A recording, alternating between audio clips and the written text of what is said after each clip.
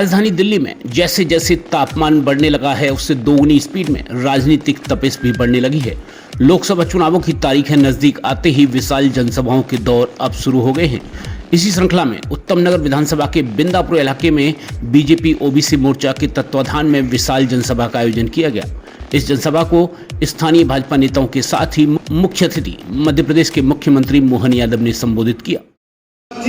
आज आईनी हम सब संकल्प करें, आने वाले समय में एक एक वोट जब तक कमल के फूल पे नहीं डल जाए। और हम तो जानते हैं अपने सबके सामने आने वाली 25 तारीख के दिन 25 तारीख को वोट डलेंगे ना, 25 को डलेंगे शुक्रवार के दिन। तो हमको मालूम है कांग्रेस के लोग लगातार मोदी जी को गाली बक रहे हैं, सबको गाली बक रहे हैं। कोई बात नहीं, बको भाई, हमको मालूम है भगवान कृष्ण ने शिशुपाल की गालियां कितनी सुनी थी भाई, कितनी सुनी थी। तो आप ये मान के चलो कि 24 तारीख की रात तक जितनी गाली बके सब सुनते जाओ और अपने पास रिकॉर्ड रखते जाओ।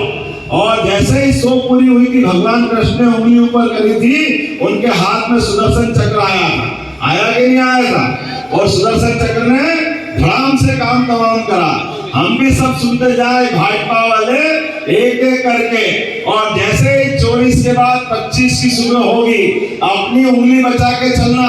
आपके हाथ में भी वही पावर आने वाला है। जैसे ही कमल का फूल का बटन दबाओगे, कांग्रेस का हाथ का पंजा धड़ाम से अपना काम खत्म होगा और भाजपा की विजय होगी। और एक बार फिर अपने आप सब खड़े हो जाए, निश्चित रूप से संकल्प करें, आप भी खड़े हो जाए। एक एक वोट जब तक भाजपा को नहीं डले, कमल जी सहरावत के लिए। इस विशाल जनसभा के माध्यम से पश्चिमी दिल्ली से भारतीय जनता पार्टी के प्रत्याशी कमलजीत सहरावत के पक्ष में लोगों से मतदान की अपील की गई। साथ ही प्रधानमंत्री नरेंद्र मोदी के द्वारा पिछले 10 साल में किए गए विकास कार्यों को भी जनता के समक्ष रखा गया। देखिए, संभावनाएं तो 100% है, 200% है, हम जीत रहे हैं। पर जीत का मार्जिन, क्योंकि हमने पिछली बार 5,75,000 से इसी कैंडिडेट को हराया था जब वो कांग्रेस का कैंडिडेट था। तो इस बार हमने, क्योंकि ये दोनों मिलके लड़ रहे हैं, तो हमारे लिए भी हमने चैलेंज लिया है कि इसको 8 लाख प्लस से हरा के भेजेंगे यहाँ से, पश्चिमी दिल्ली लोकसभा से। और आप देख ही रहे होंगे जैसे कांग्रेस का कुछ रहा नहीं है, कोई भी उसके साथी नहीं है। सिर्फ आम आदमी पार्टी के कुछ छुटमुट भैया नेता जो हैं, जो कभी गलियों में दिखते नहीं हैं, वही लोग प्रचार प्रसार के लिए कभी कभार निकलते हैं। तो फैसला एक तरफा है, लेकिन हम सिर्फ मार्जिन बढ़ाने की तरफ अपनी जीत को लेके जा रहे हैं, इसीलिए हम मेहनत। आपको बता दें कि राजधानी दिल्ली में 6वें चरण में यानी 25 मई को लोकसभा चुनाव के लिए मतदान किया जाना है।